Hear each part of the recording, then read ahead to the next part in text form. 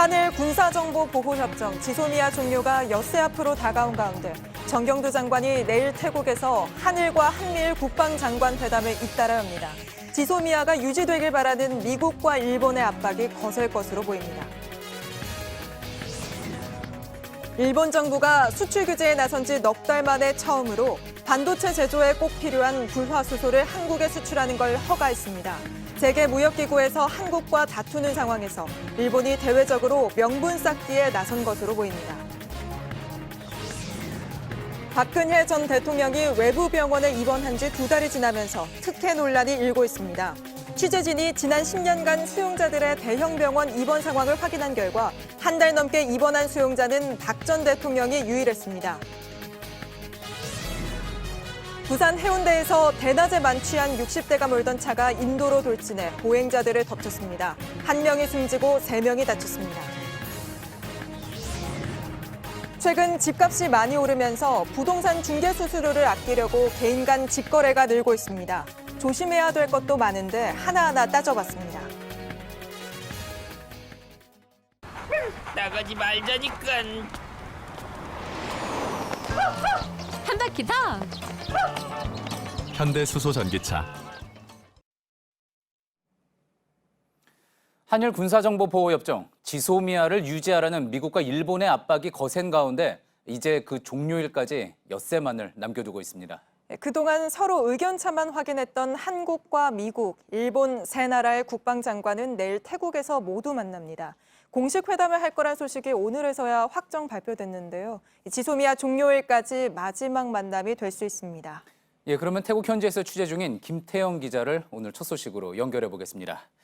자, 김 기자, 한미일 국방장관이 내일 태국에서 만납니다. 어떤 계기로 만나는 겁니까? 네, 내일 이곳 태국 방콕에서 아세안 확대 국방장관 회담이 열립니다. 이 아세안 회원국들을 비롯해서 한미일 등 주요 8개국의 국방수장들이 한자리에 모이는 건데요. 이 방위비 문제나 지소미아 문제가 워낙 시급한 현안인 만큼 한미일 3자 회담과 한일 회담이 따로 열리기로 했다는 사실이 오늘에서야 공식적으로 확인이 됐습니다. 예. 자, 지소미아 종료가 임박하면서 이와 관련해서 지금 미국과 일본의 압박이 거셉니다. 자, 이런 가운데 세 나라 장관이 마주 앉으면은 아무래도 우리만 협공을 당하는 건 아닌지 이런 우려가 나올 수밖에 없습니다. 분명히 그런 측면이 있습니다. 지소미아 종료까지 단 닷새만을 남긴 채 3자 회담이 열리는 거고 또 지소미아 종료 선언 때까지 다시 만날 가능성은 현재로서는 없습니다. 당연히 종료에 반대하는 미국과 일본의 국방장관들이 우리 정부를 상대로 강하게 압박을 할 가능성이 큽니다. 실제로 일본 현지 언론에 따르면 고노다로 일본 방위상은 이번 회담에서 지소미아를 연장해야 된다라는 주장을 강하게 할 걸로 보입니다. 또 에스퍼 미국 국방장관도 어제 정경두 장관과의 안보 협의회를 끝난 직후 이 지소미아가 없으면 결국 득을 보는 건 북한과 중국이다라는 논리를 내세우면서 공개석상에서 강하게 압박한 바가 있습니다. 예. 하지만 이렇게 양쪽에서 압박을 가한다고 하더라도 우리 정부가 기존 입장을 바꿀 가능성은 아직 전혀 없다고 봐야겠죠. 그렇습니다. 일본이 수출 규제를 먼저 철회를 해야지만 우리 정부도 지소미아 종료 결정을 다시 검토하겠다라는 게 현재까지의 청와대가 밝혀온 원칙입니다. 따라서 내일 결국 이 3자 회담과 양자 회담이 이루어지더라도 접점을 찾긴 힘들 것이란 관측이 나오는데 바로 이 때문입니다. 다만 미국 내에선 조심스럽게 낙관론도 나오고 있습니다. 미 국무부 고위 당국자가 기자 간담회에서 한일 양국 간 움직임이 있느냐는 질문에 오랫동안 뱃머리가 내려갔는데 올라오기 시작했다라는 비유를 들었습니다. 자신들의 중재가 조금씩 먹혀들고 있다라는 점을 내색을 한 걸로 보이는데 과연 이런 기대 섞인 비유가 현실화될지 그걸 알아볼 첫 시험대가 바로 내일 한미일 3자 회담과 한일 양자 회담이 될 것으로 보입니다. 예, 그럼 내일 회담 소식도 구체적으로 잘 취재해서 전해주기 바랍니다. 태국 방콕에서 김태영 기자였습니다. 이런 가운데 미국이 일본에도 4배에 달하는 방위비 분담금 인상을 요구하고 있다는 보도가 나왔습니다. 미국의 외교 전문 매체 포린폴리시는 지난 7월 미국이 일본에 요구한 분담금이 약 80억 달러, 우리 돈으로 9조 3천억 원에 이른다고 보도했습니다. 일본이 올해 분담한 방위비는 2조 3천억 원 정도입니다. 미국은 현재 1조 300억 원 수준인 한국의 방위비 분담금을 약 50억 달러, 그러니까 5조 8천억 원 규모로 올리라고 요구한 바 있습니다. 한일 관계에서는 조금만 변화가 있었습니다. 일본이 반도체를 만드는데 꼭 필요한 불화수소의 한국 수출을 처음으로 허가했습니다. 일방적으로 수출을 막은 지 넉 달 만인데요. 하지만 규제를 완전히 푼 게 아니라서 세계무역기구 WTO를 의식한 꼼수라는 지적이 많습니다. 전다빈 기자입니다. 일본 정부가 반도체 생산에 필수적인 액체 불화수소의 한국 수출을 허가했습니다. 한국에 대한 3대 핵심 소재의 수출을 규제하겠다고 발표한 지 4개월 만에 처음입니다. 이로써 포토레지스트와 플루오린 폴리이미드 등 일본이 지정한 3개 규제 품목 모두 수출 허가가 나오게 됐습니다. 이번에 제일 마지막으로 수출 관문을 통과한 액체 불화수소는 반도체의 불순물을 씻어내는 중요한 소재입니다. 앞서 삼성전자와 SK하이닉스 등이 주문했지만 서류 보완을 이유로 받아들여지지 않았습니다. 업계에선 일본 측이 오는 19일 예정된 한일 간 세계 무역기구 분쟁 2차 협의를 의식해 빗장을 잠시 푼 것이라고 말합니다. 우리나라는 지난 9월 일본의 수출 규제가 자유무역 원칙에 어긋난다며 세계 무역기구에 제소했습니다.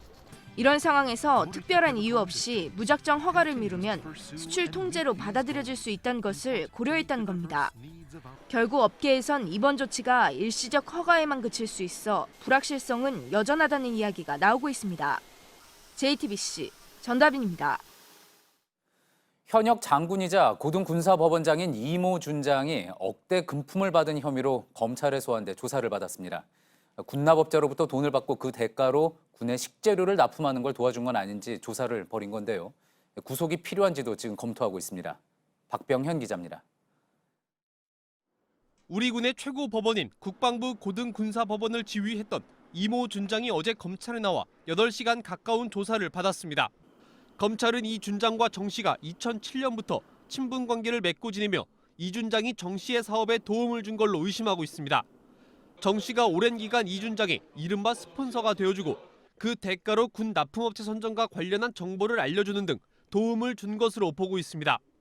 다만 검찰은 이 준장이 방위 사업의 하나인 식재료 납품업체를 결정할 수 있는 위치에 있던 것이 아니라 추가로 관련된 인물이 있는지 쫓는 중입니다. 현역 장성을 민간검찰이 직접 불러 조사한 것도 이 때문입니다. 검찰은 지난 8일 정모 씨도 불러 조사했습니다. 검찰은 정 씨의 진술 내용을 바탕으로 이 준장이 금품을 받게 된 경위와 대가성 여부 등을 캐물은 것으로 전해집니다. 검찰은 조사 내용을 바탕으로 이 준장에 대한 구속영장 청구 여부를 군 검찰과 논의 중입니다. JTBC 박병현입니다. 홍콩에서는 어젯밤에도 게릴라전을 방불케 하는 시위가 이어지면서 도심 곳곳이 사실상 전쟁터로 바뀌었습니다. 오늘도 주말을 맞아 긴장감이 높아지고 있는데요. 홍콩에서 취재 중인 신경진 특파원이 연결돼 있습니다. 신 특파원, 그동안 대학생 시위 중심지였죠. 홍콩 중문대에서 지난 새벽 시위대가 모두 철수했다고 하던데 그 이후 상황은 좀 어떻습니까? 예, 어젯밤 마치 철수 군사작전을 하듯이 모두 중문대를 빠져나왔습니다. 지금은 경찰이 학교로 진입해 시위대가 섰던 무기들을 수거해 조사에 들어간 상태입니다. 다만 이 같은 철수가 시위 축소와는 무관한 걸로 알려졌습니다. 실제로 시위대는 어젯밤 중문대에서 격론을 벌였고 그 결과 보다 유연한 게릴라전을 위해 본거지를 일단 비운 걸로 전해졌습니다.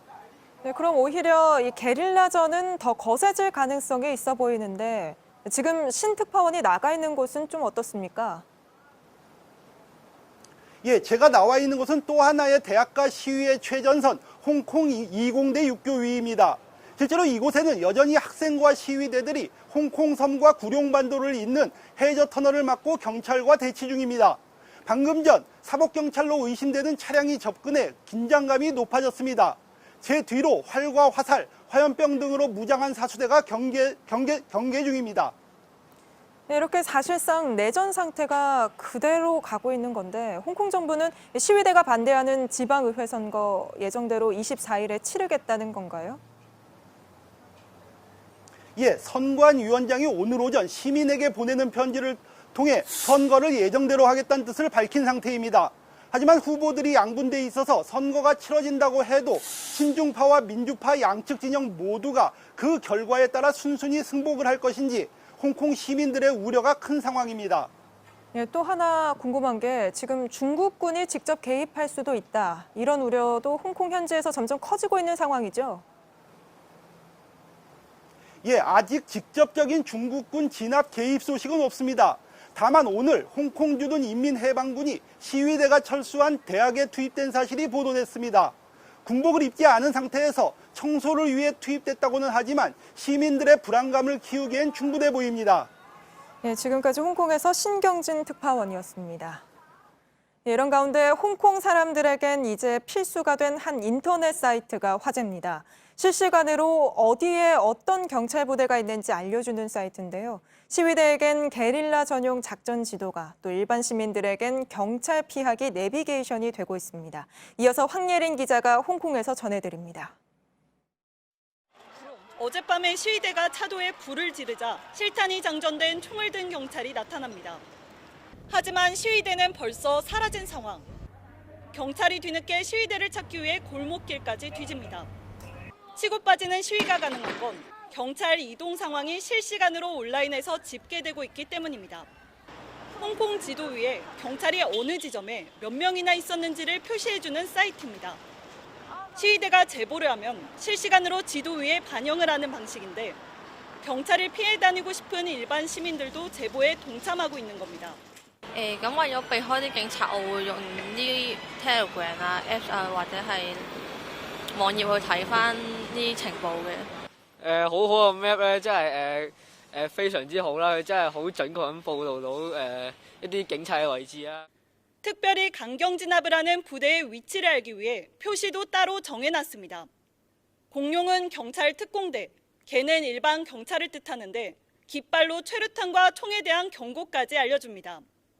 여기에 각종 소셜미디어들도 경찰 사진을 실시간으로 공유하는데 한몫하고 있습니다.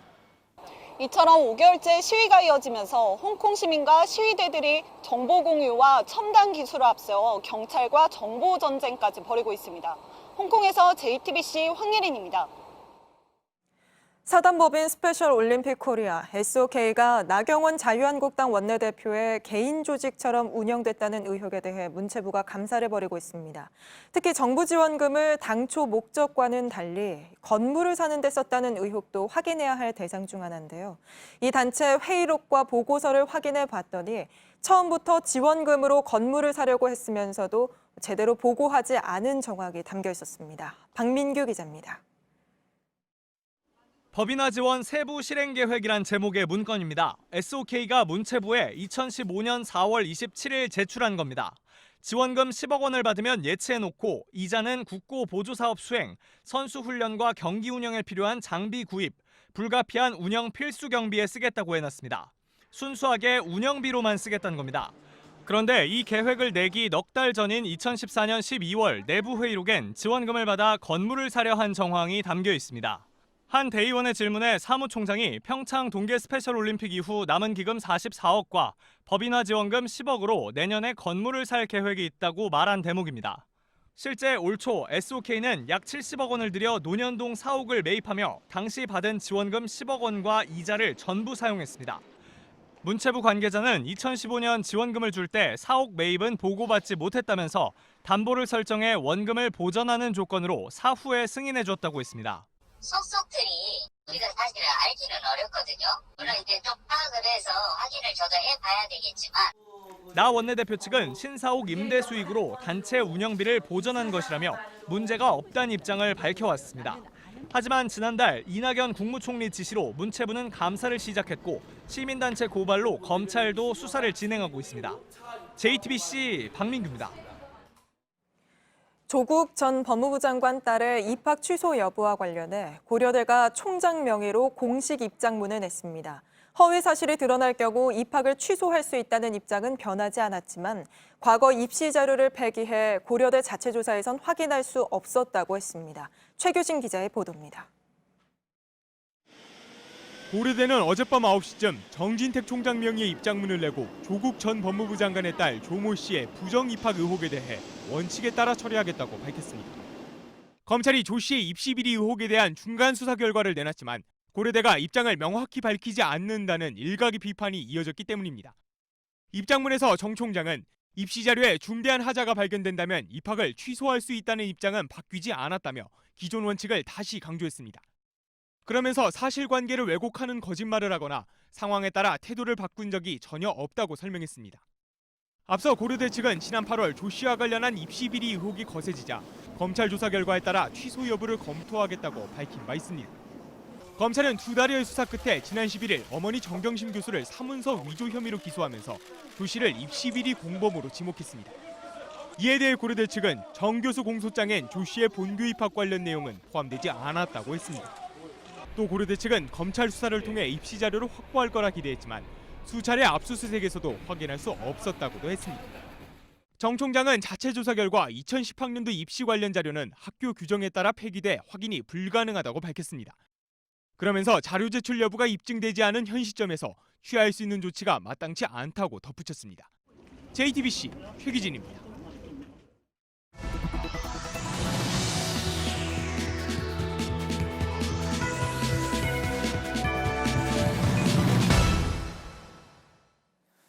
국정농단 사건으로 구속된 박근혜 전 대통령이 병원에 입원한 지 오늘로 2달이 지났습니다. 박 전 대통령은 어깨 힘줄 파열과 또 50견으로 수술을 받고 지난 9월 16일 서울 성모병원에 입원했죠. 입원 기간이 길어지면서 여러 이야기가 나왔는데 저희 취재진이 지난 10년간 수용자들이 주요 상급 종합병원에 입원한 내역을 확인해봤습니다. 암이나 협심증 같은 중증 질환자가 대부분이었고 또 입원 기간이 한 달을 넘긴 경우는 박 전 대통령이 유일했습니다. 임지수 기자의 보도입니다.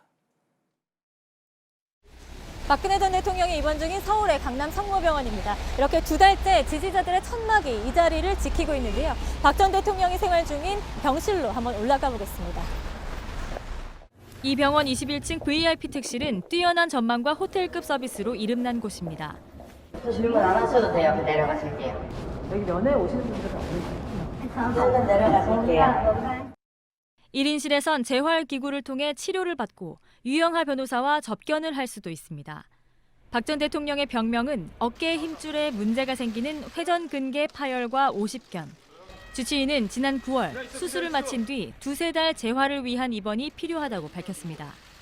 이게 밤에 잠을 못 잡니다. 어깨를 조금도 움직일 수 없게 그렇게 진행이 된 상태였습니다. 일반 수용자들의 입원 치료 실태는 어떨까? 박 전 대통령이 입원한 서울 성모병원 등 주요 5개 상급 종합병원의 수용자 의료 기록을 확인해봤습니다.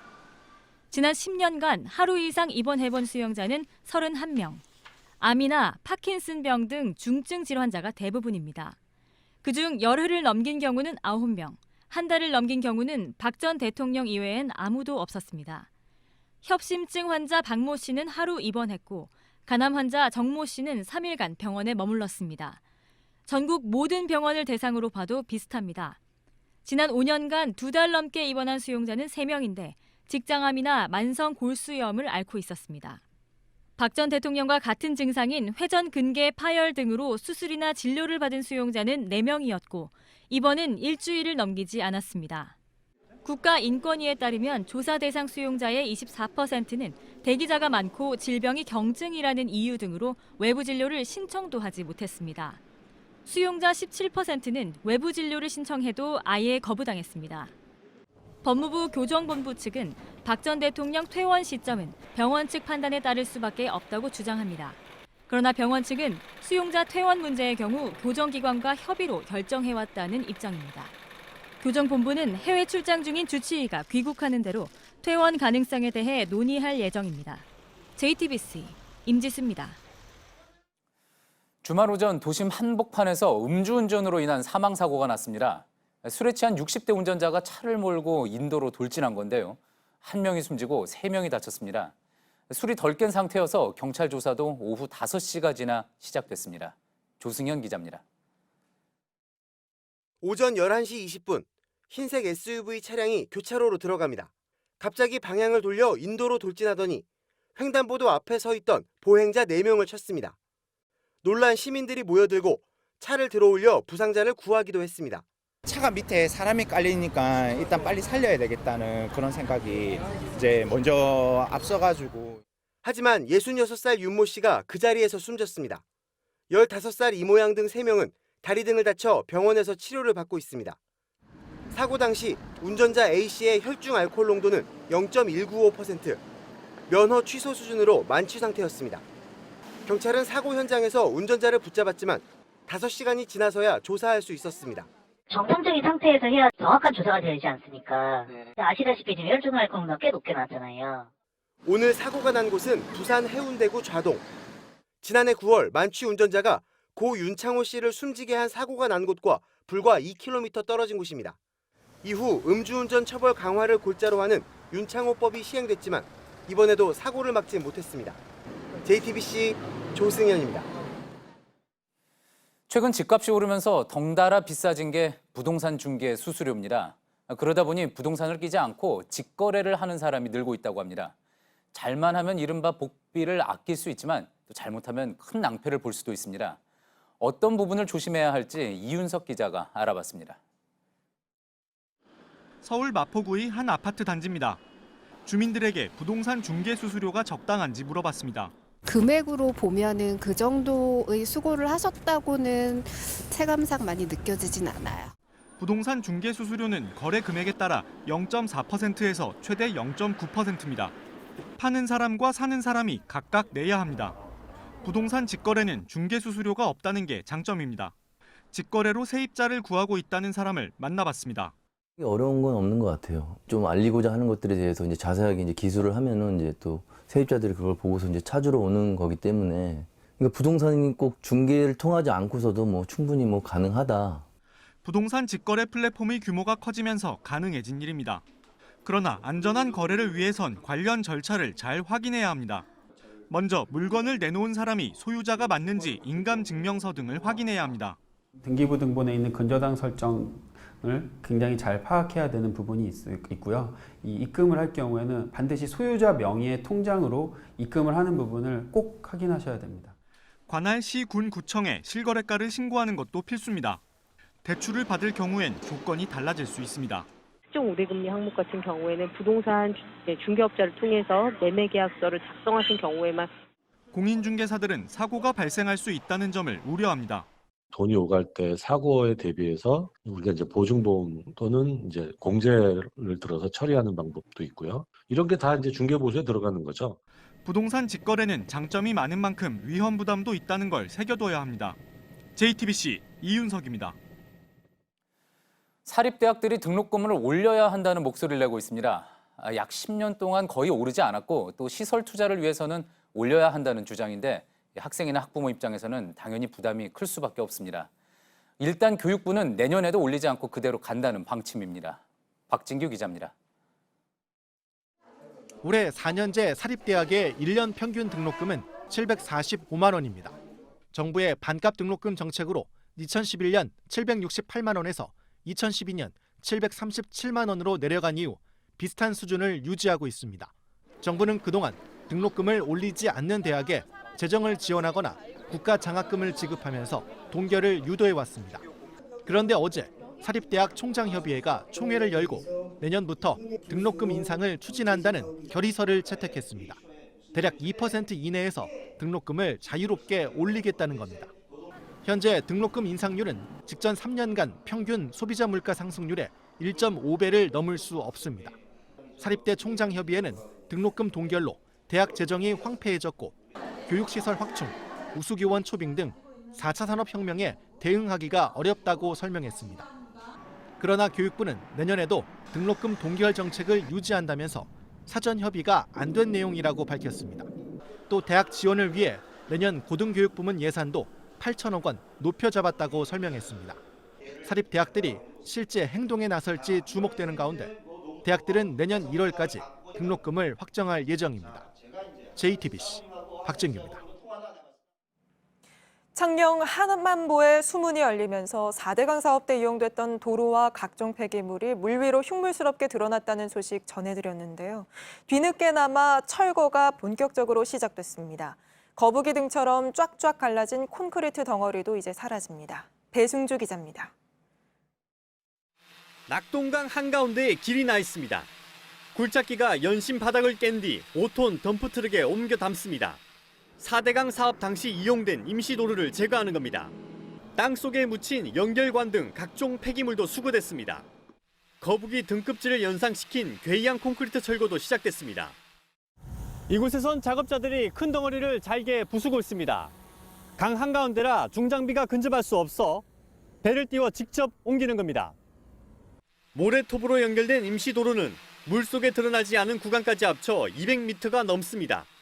하루 쪽에서도 60m가량의 도로가 확인돼 450톤 분량이 철거됐습니다. 시공사 측은 당시 이 도로를 이용한 건 사실이지만 4대강 사업 이전부터 있던 도로라 철거하지 않았다고 해명했습니다. 기존에 7년 동안 계속 준설 작업이 시행이 됐기 때문에 수자원 공사 측은 콘크리트로 추정되는 폐기물의 성분 분석도 의뢰했습니다. 창녕 함원부 수위는 어제부터 60cm가 상승하는 등 서서히 원래 수위인 5m까지 올라갑니다.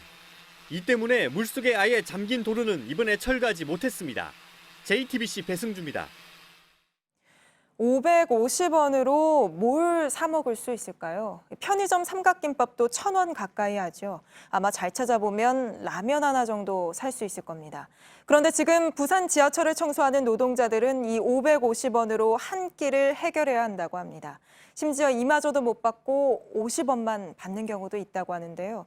당연히 구내 식당은 갈 엄두도 못 내고 월급을 떼서 쌀 사고 반찬 모아 겨우 밥을 해먹는다고 하는데 용역업체와 부산교통공사는 서로 책임을 떠밀고 있습니다. 오효정 기자가 취재했습니다.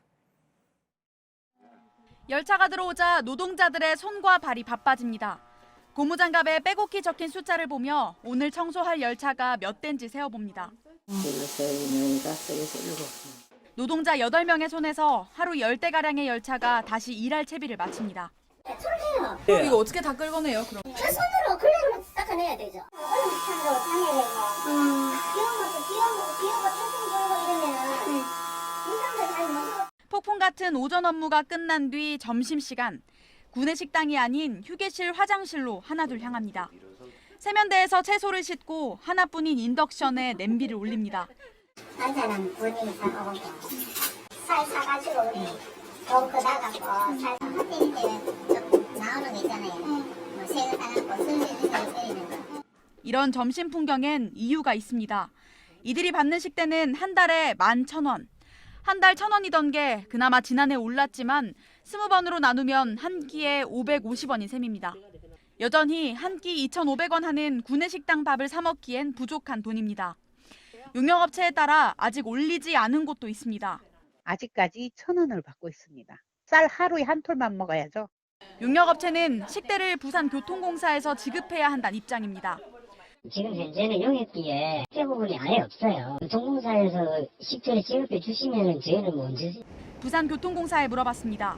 용역계약업체에서 또 용역 근로자에 지급하는 그 임금 항목에 대해서는 공사에서 간섭할 권한은 없습니다. 고용노동부의 용역근로자 보호 지침에는 식대 관련 내용이 빠져 있습니다. 이렇게 서로 책임을 미루는 동안 노동자들은 최저임금을 겨우 넘는 월급을 떼 밥을 먹습니다. 나와서 민감히 해주는 밥이 없으면 싶거든요. 그걸 먹고 싶어요, 사실은. 근데 돈이 안 되니까. JTBC 오효정입니다. 미국 대통령 선거가 이제 1년도 채 남지 않았는데요. 가장 눈길을 끄는 건 역시 백만장자 대통령, 트럼프를 잡겠다고 나선 억만장자 블룸버그 전 뉴욕시장입니다. 그런데 블룸버그 전 시장이 공식 출마 선언을 앞두고 트럼프 대통령을 겨냥한 광고에 무려 1,000억 원을 쓰기로 한 걸로 알려져 또 화제입니다. 워싱턴에서 임종주 특파원입니다.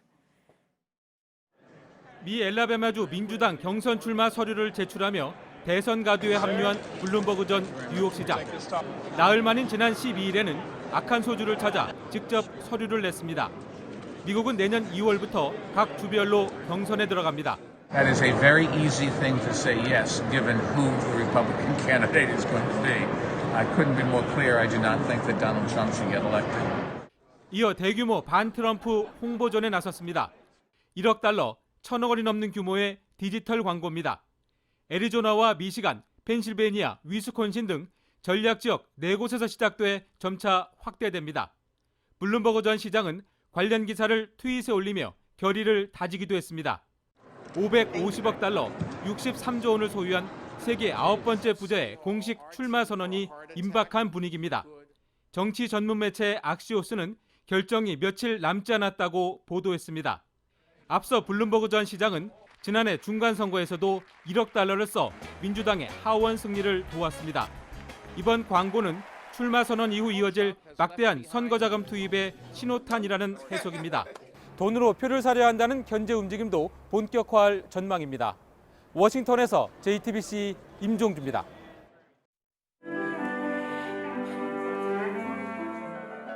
지금 들으시는 이 음악 어떻게 들리시나요? 성인기를 앞둔 발달장애인이 직접 연주한 곡인데 비장애인이 연주한 것과 크게 다르지 않죠. 발달장애인 12명이 모여 만든 레인보우 뮤지션의 첫 거리 공연에 이수진 기자가 다녀왔습니다.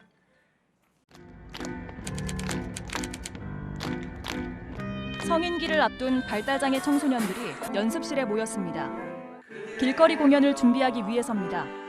레인보우 뮤지션 거실 공연에 오신 여러분들 진심으로 환영합니다. 연주할 곡은 연주자가 직접 소개하는 방식입니다. 리스트 자카파이아의 연주를 즐기시다.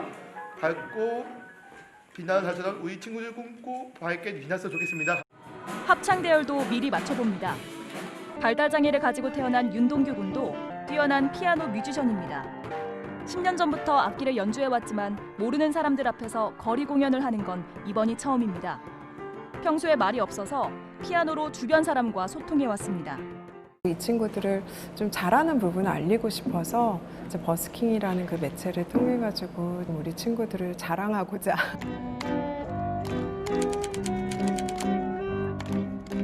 공연 30분 전 아이들은 대기실에서 마지막 리허설을 합니다. 긴장보단 설렘이 앞섭니다. 피아노 칠 땐 어때? 좋아요. 좋아? 오늘 공연하는 거 떨리진 않아? 네.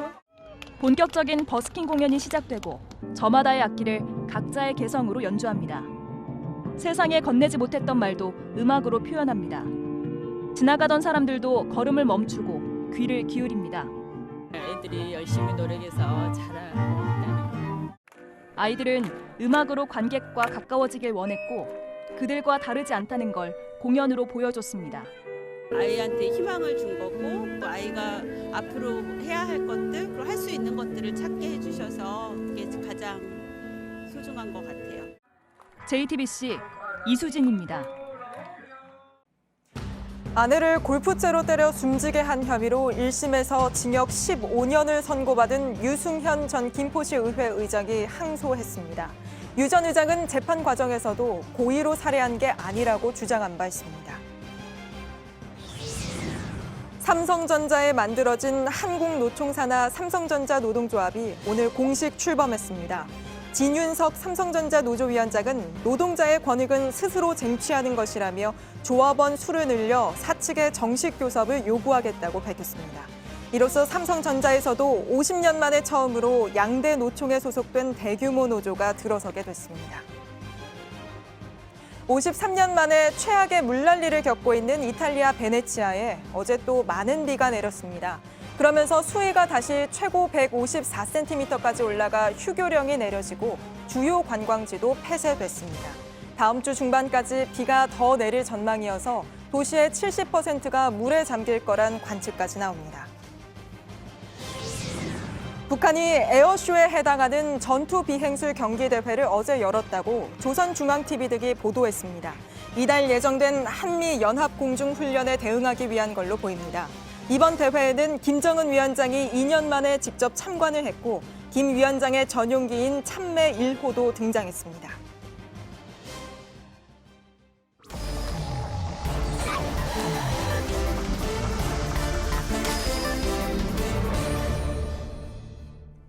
예, 비하인드 뉴스를 시작하겠습니다. 그동안 주말 비하인드 뉴스를 담당하던 최재원 기자에게 개인적인 일이 있어서 오늘은 유미애 기자가 대신하겠습니다.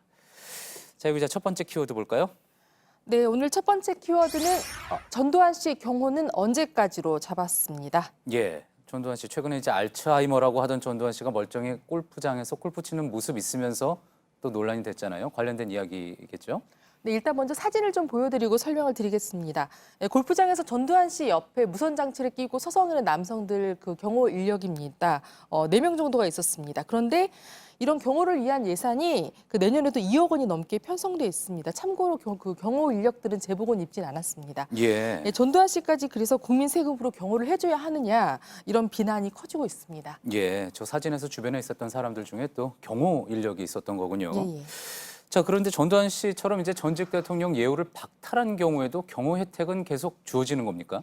네, 이게 좀 답답한 부분입니다. 왜냐면요, 보통 대통령이 탄핵이 되거나 전두환 씨처럼 무기징역을 선고받으면 예우라는 게 없어집니다. 대표적인 게 연금이거든요. 예. 그런데 이 경호가 또 예외입니다. 제가 관련 법률을 찾아봤는데요. 제6조를 보시면 필요한 기간 경호와 경비를 할 수 있다는 내용의 예외 조항이 있습니다. 그런데 이 법이 개정돼야 경호도 안 할 수 있는 건데 아직 법 개정이 이루어지지 않고 있습니다. 물론 이런 예외 조항을 삭제하는 내용의 법안은 발의는 돼 있는데 논의조차 되지 않고 있습니다. 그렇군요. 그러면은 지금은 어쨌든 법적으로 경호를 해야 하고 또 여기에 예산이 투입될 수밖에 없는 그런 상황이라는 거군요. 네, 그렇습니다. 또 경찰은 또 만일의 사태에 대비하기 위해서 경호 인력을 배치할 수밖에 없다라는 입장도 있습니다. 예. 자, 사실 골프장 영상이 공개된 이후에 여론이 또 악화되지 않았습니까? 그래서 경찰도 올해 안에 자택에서 하고 있는 경비는 철수하겠다 이런 소식도 전해지지 않았습니까? 네, 맞습니다. 그런데 철수를 하더라도 이미 내년 예산으로 2억 원이 좀 넘게 잡혀 있고요. 또 최근 3년간 전시 경호에 들어간 세금만 10억 원이 넘습니다. 예, 상당하군요. 알겠습니다.